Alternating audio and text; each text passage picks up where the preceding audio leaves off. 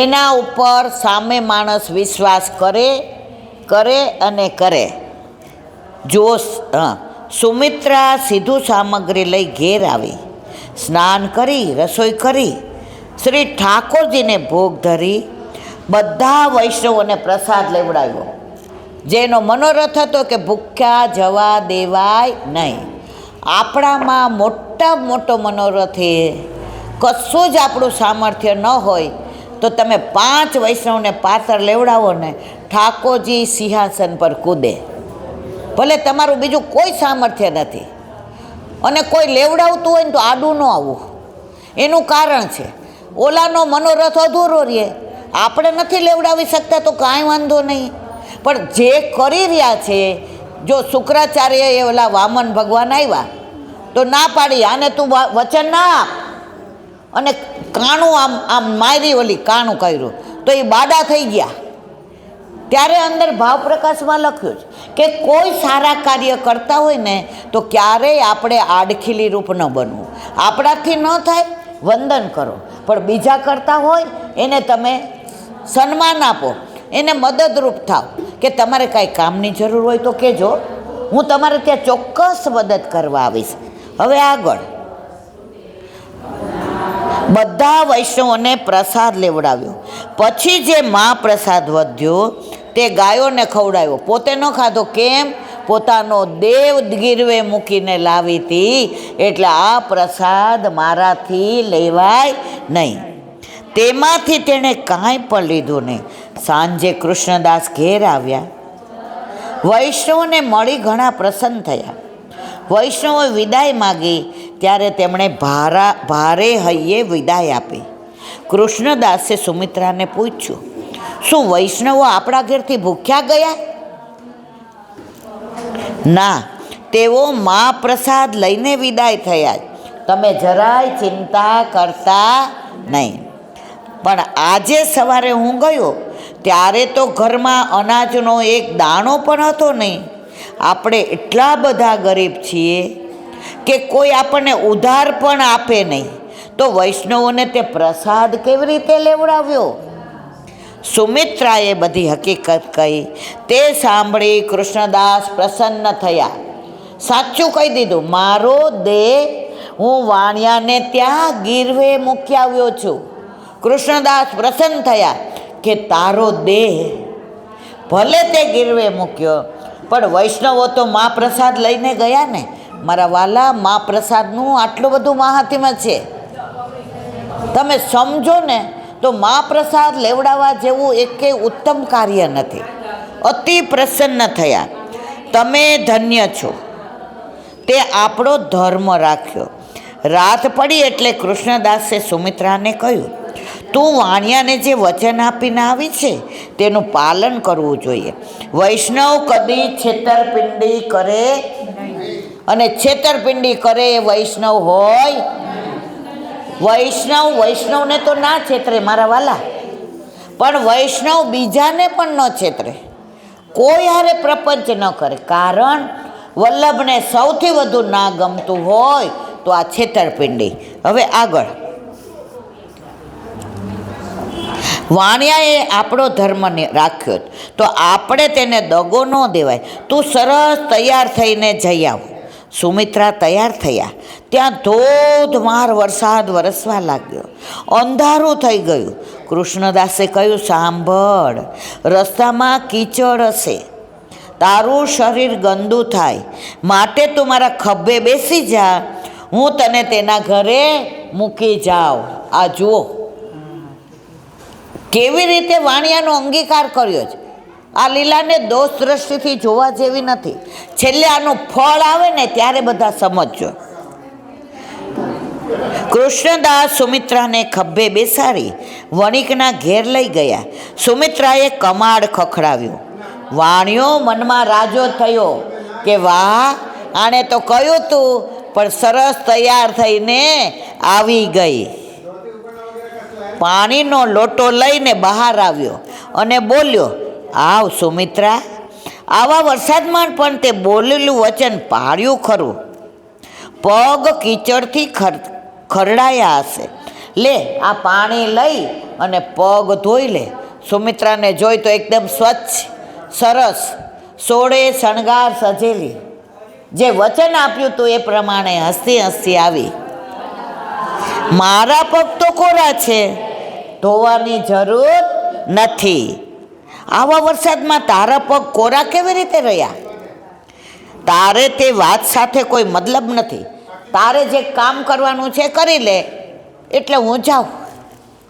ના, મને પહેલાં બતાવ કે તારા પગ કોરા કેવી રીતે રહ્યા. સુમિત્રાએ બધી હકીકત કહી કે મારા પતિ મને ખભે બેસાડીને લઈ આવ્યા હતા. આ સાંભળી વાણિયાને ભારે નવાઈ લાગી. તેણે કહ્યું, તમને પતિ પત્ની બંનેને ધન્ય છો. તમે એકબીજાને સાચું કહો છો.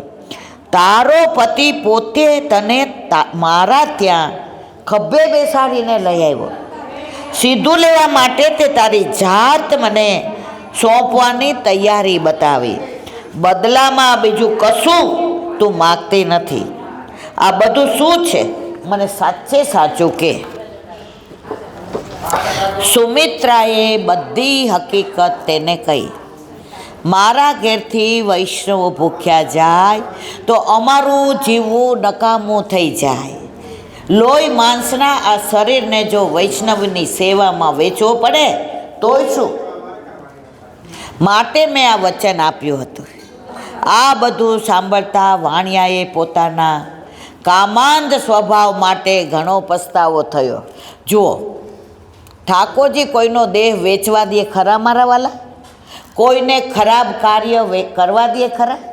અને ખરાબ કાર્યથી આવેલા સામગ્રીની ભોગ ધરે ખરા? અને ધરે તો આરોગ્ય ખરા? અને વૈષ્ણવો મહાપ્રસાદ લે ખરા? તો આ બધી લીલા શું કામ કરી હતી? વાણિયો કોઈ પણ રીતે શરણે આવે એમ નહોતો. તો આ લીલા દ્વારા વાણિયો કરોડો વર્ષોથી વિખોટો પડ્યો હતો, એને શરણે લેવા માટે આ લીલા કરી. એટલે ભગવદીઓ દ્વારા ભગવાન પાસે જવાય, ભગવાન દ્વારા ભગવાન પાસે જવાય નહીં. હવે કે છે, તે સુમિત્રાને પગે પડ્યો.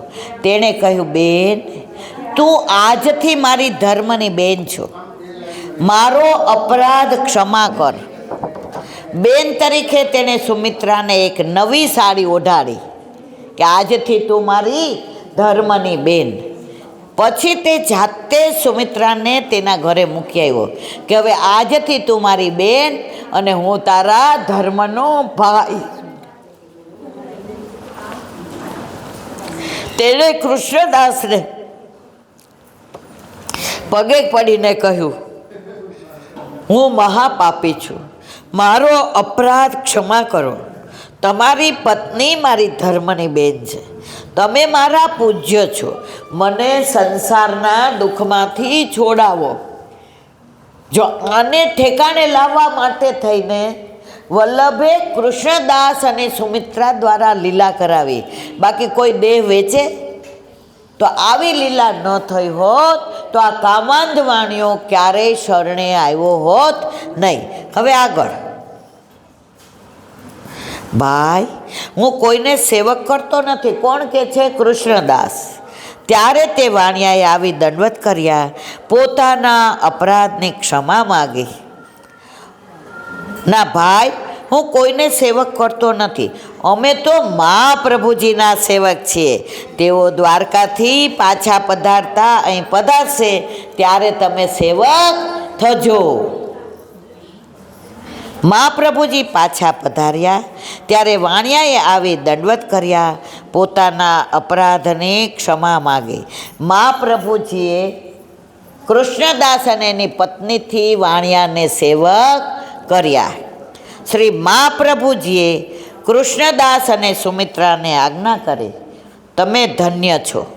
તમે વૈષ્ણવની સેવા તન મન ધનથી કરી છે.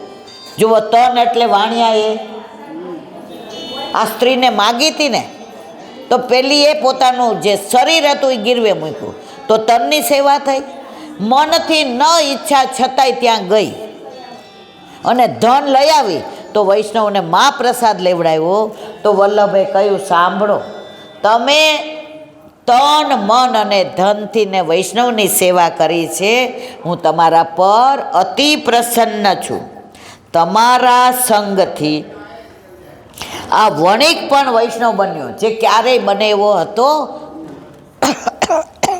જેવી દિવસે સુરદાસજી ઓલા વાણિયાને લઈ ગયા હતા અને ગુસાઈજીએ કહ્યું, અરે સુર, તે તો 60 વર્ષના હાંડને નાયતો.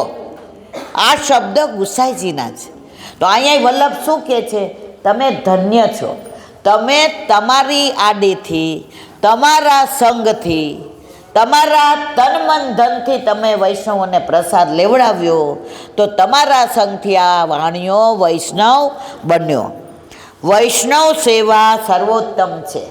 તમે ઠાકોરજીની સેવા કરો, તમે ગુરુની કરો, પણ જો કાંઈ નથી બનતું તો તમે વૈષ્ણવની સેવા કરો મારા વાલા. તો વૈષ્ણવની સેવામાં હરિગુરુ વૈષ્ણવ બધાની સેવા આવી જાય. જુઓ, વ એટલે વનમાળી, બે માત્રા એટલે સેવા અને સત્સંગ, ફાડિયાવાળો સ એટલે કૃષ્ણનો સ, ન એટલે નીર યમુનાજી, અને વ એટલે વલ્લભને વિઠ્ઠલ. એટલે વૈષ્ણવની સેવા કરો, વૈષ્ણવને પ્રસાદ લેવડાવો, વૈષ્ણવના સંગમાં રહ્યો, તો ઠાકોરજી કહે છે કે તમે બધાની સેવા કરો છો, એમાં કોઈ શંકાને સ્થાન નથી. હવે કહે છે, તે હંમેશા કરતા રહેજો, તેનાથી ઠાકોરજી તમારા ઉપર કાયમ પ્રસન્ન રહેશે. તો ઠાકોરજીને કાયમ પ્રસન્ન રાખવા હોય તો યથાયોગ્ય આપણને જ્યારે કોઈને તનથી, કોઈને ધનથી, કોઈને મનથી, એકાદ મિનિટ છે તો બોલી દો રીખો.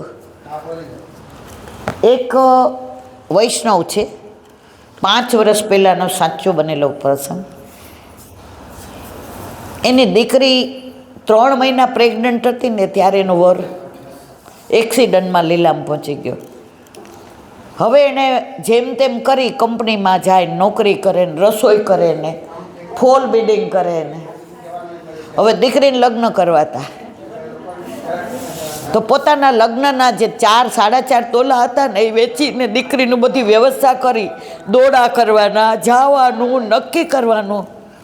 તો એને ત્યાં એક દાડિયો હતો, એને જમાડે. એટલે ઓલો દાડિયો શું કે, બેન, મને જ્યારે પૈસા મળશે ને ત્યારે હું રોજ તને 5 રૂપિયા આપીશ, તારે વધે નહીં મને જમાડું, કારણ કે મને કોઈ જમાડતું નથી, એટલે આ જે વધે એઓને જમાડે. તો ઓલા દાડિયાએ કીધું કે મારે વૈષ્ણવ બનવું છે. તો બ્રહ્મ સંબંધ દ્વારા વૈષ્ણવ બન્યા. હવે આ દીકરીના લગ્ન, તો ઓલાએ શું કીધું, બેન, મારી પાસે પૈસો તો છે નહીં, હું હાથ ગયણો 5 રૂપિયા કરીશ એક દિવસ ભૂખ્યો રહીને, પણ હું તારી તનની બધી સેવા કરીશ. તો જ્યાં જવાનું હોય, દોડવાનું હોય, સામગ્રી લાવવાની હોય, પેલું ગણેશ સ્થાપન કરવાનું હોય, આના સાસરીવાળાને ત્યાં કંકોત્રી દે, અઠવાડિયું એટલી દોડાદોડી કરી અને ગુરુદેવ હસ્તમેળાપ કરાવવા આવ્યા. ત્યારે કીધું, ભાઈ, જે કરોડો રૂપિયા દેતા સેવા ન કરે ને એ સેવા તે બેનની કરી છે, એટલે તારા ઉપર પ્રભુ પ્રસન્ન છે. તો કે જો મારા ઉપર પ્રસન્ન હોય ને તો મને ઠાકોરજી પુષ્ટ કરી રહ્યો, પણ મને તો આ બેન ખવડાવે છે.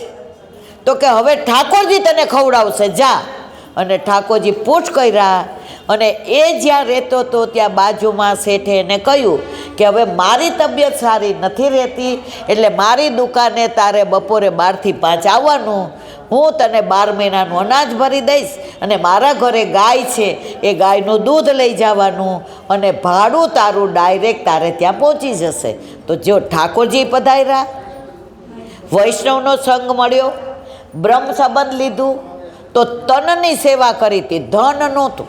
તો ઘણીવાર આપણી પાસે પૈસા ન હોય ને તો આપણે વૈષ્ણવની તનની સેવા કરવી, મનની કરવી, હૂંફ આપી, મૂંઝાતા નહીં. આમ બાજુમાં જ છીએ, કામ હોય તો ફોન કરજો, પછી હાચે ફોન આવે જવાનું, ખાલી વાતો નહીં કરવાની મારવાલા. તો આ બાયડનું સરસ મજાનું બેઠકનું અહીંયા મહાપ્રભુજી બિરાજે છે, નીચે રિનોવેશન થાય છે, એટલે વલ્લભ અહીંયા પધાર્યા છે. અહીંયા ઠાકોરજી યુગલ સ્વરૂપે છે અને ગિરિરાજ બાવા છે. એની લીલા મુખિયાજી કહે છે એટલે પછી હું અનુસંધાન કરીને કહીશ. બોલો વલ્લભા.